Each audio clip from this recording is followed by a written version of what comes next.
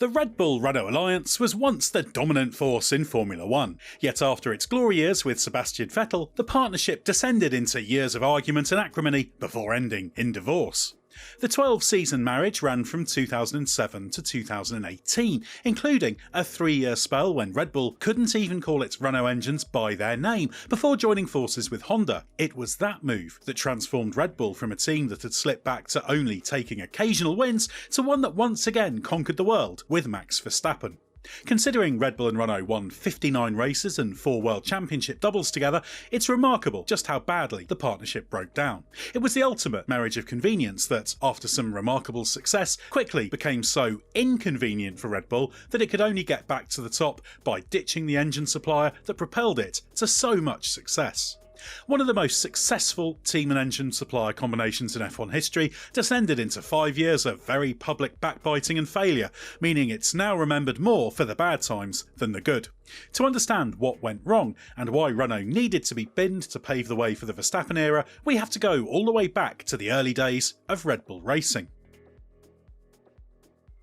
Renault was Red Bull's third engine partner in its first 3 years in F1. Originally, Red Bull used Cosworth engines after taking over the Jaguar project in December 2004, before signing a 2-year deal for customer Ferrari V8s from 2006. But Adrian Newey, who joined Red Bull as Chief Technical Officer in February of that year, was unhappy with the fact that this deal was for old specification Ferrari engines. When it became clear Ferrari would not even consider parity, Newey pushed for a change. He justifiably believed Red Bull needed latest spec engines to have any chance of being more than a midfielder. A deal was struck for a Renault engine supply for 2008 and 2009. Crucially, this guaranteed Red Bull the same specification as the factory team. The Ferrari deal was cancelled by mutual consent, although that supply was effectively shunted to newly acquired and rebranded Toro Rosso, with a new contract signed for 2 years and an option for a third. Although it was Ferrari engine Toro Rosso that famously took the first victory for a Red Bull team at Monza in 2008 with Sebastian Vettel, the Renault switch was a huge success. In 2009, Red Bull Racing won 6 races, with a new engine deal signed for 2010 onwards. This effectively made Red Bull Renault's frontline partner given the sale of the works team to Genio Capital. Then, Vettel led Red Bull to the first of 4 consecutive Drivers' and Constructors' Championship doubles. The spell from 2010 to 2013 is among the most successful for any team in F1 history. Renault was a crucial part of that success. While it didn't have the most powerful engine, it was potent enough and scored well on drivability. Renault also did outstanding work on maximising exhaust-blown diffusers throughout this period, even as the regulations tightened up to reduce the effectiveness of such aero tricks. The relationship wasn't always completely serene. In fact, even during the glory days, there was plenty of antagonism beneath the surface. Red Bull made it clear publicly that the Renault wasn't as powerful as some of its rivals' engines, which didn't delight its supplier. In particular, that was made very obvious in public when Red Bull regularly lobbied for Renault to be granted freedom to make changes to improve the engine. That's despite the engine freeze that ran from 2007 to 2013 that prevented upgrades, except for with permission for reasons of cost, reliability or safety, a definition that was sometimes stretched to allow a struggling manufacturer to catch up. In 2013, Renault Chief Operating Officer Carlos Tavares admitted frustration at the lack of recognition for its F1 success. Despite that, with the 1.6-litre V6 turbo hybrid era looming in 2014, the first 7 years of the Red Bull-Renault partnership were a roaring success. But things were about to take a turn for the worse and expose the underlying fractures in the relationship. The turning point in the Red Bull-Renault story was the introduction of the 1.6-litre V6 turbo hybrid engine regulations in 2014. Renault was all over the place in pre-season testing. Red Bull was limited to just 1,063 miles of running across 12 days, about 1/3 of what the leaders managed, encountering endless problems with burning bodywork on top of the engine troubles. But it wasn't just Red Bull that had trouble. The other 3 teams using Renault engines, Toro Rosso, Caterham and Lotus, also had difficulty. It wasn't until the season-opening Australian Grand Prix they were even given the go-ahead to run at full power after software changes designed to reduce the engine knock problems. That points to one of the key areas. Engine knock is the sound an engine makes when the combustion process isn't well controlled, with the high pressure created by the turbocharger in the combustion chamber a key trigger. That required big improvements in terms of both the hardware and the fine control of the injectors. Renault made several mistakes. Firstly, it started later than it should have done on its hybrid engine project. Secondly, it had not focused as much on the internal combustion element as it should have done. Renault's struggles were one of the big stories of the season. While Daniel Ricciardo won 3 times for Red Bull, it was a painful fall from grace for the team, while Mercedes took charge. Mercedes dominated with what was the only split turbo design in F1 at that time. This placed the hot part of the turbo, the turbine, at the rear of the engine, and the cold part, the compressor, at the front. Honda followed that in 2015, but it wasn't until 2022 that Renault adopted the design. Red Bull's public criticism of Renault was strong. As Christian Horner said in June 2014, the reliability and performance was unacceptable. Red Bull evaluated every possible alternative, but Mercedes, Ferrari and 2015 incomer Honda weren't interested in a deal that would give Red Bull parity. Newey says consideration was even given to building its own engine, but that was considered too expensive. So Red Bull had no choice but to battle on with Renault, but it all had a big impact on the team as Newey stepped back into a role that meant he only spent about half of his time on the F1 project. That meant much depended on Renault making the expected gains in 2015.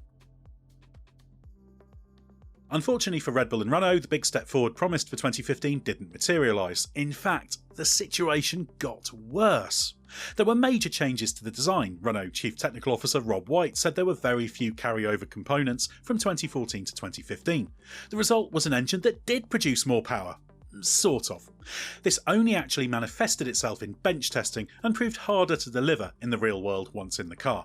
There were also significant drivability problems as well as reliability troubles, notably with piston failures early in the season. As Horner put it after the 2015 Australian Grand Prix, where Daniel Ricciardo finished a lapped 8th, Renault could not afford such a bad start.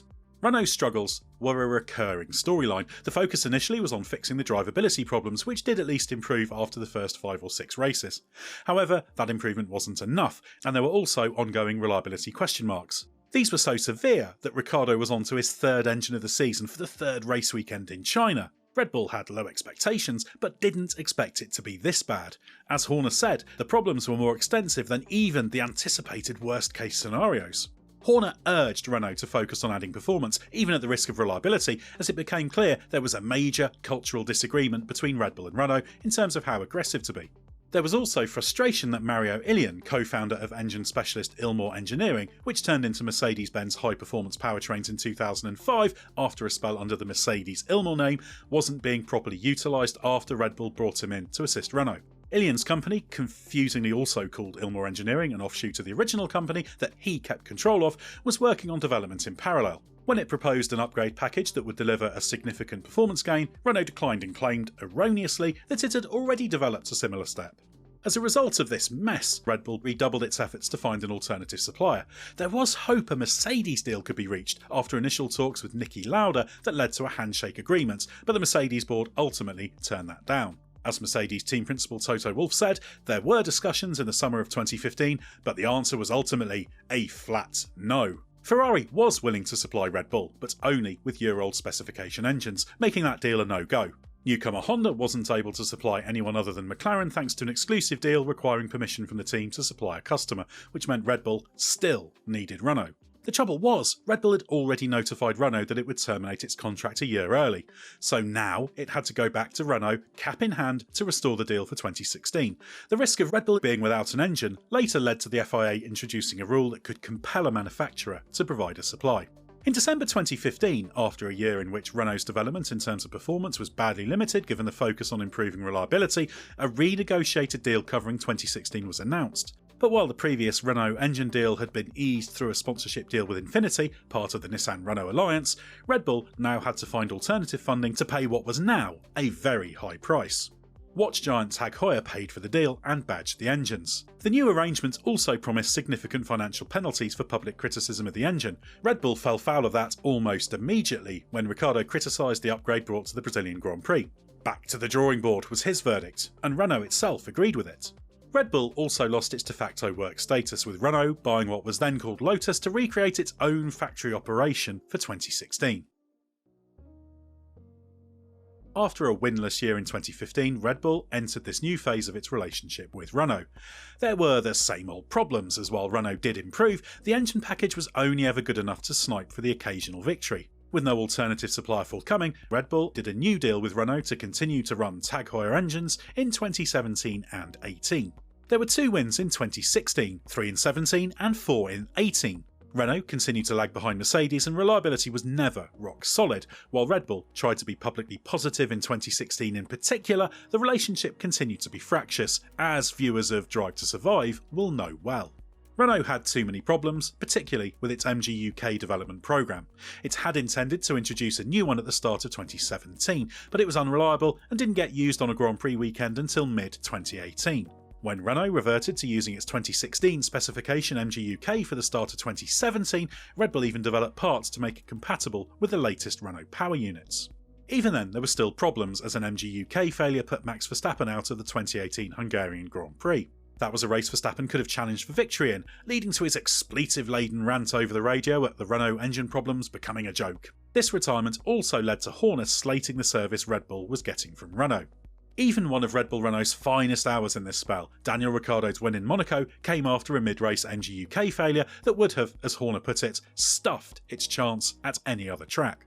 There were also problems caused by the Renault team's fuel and lubricant supply deal with BP Castrol that started in 2016. Red Bull continued with its partner ExxonMobil, creating the need for development work with both.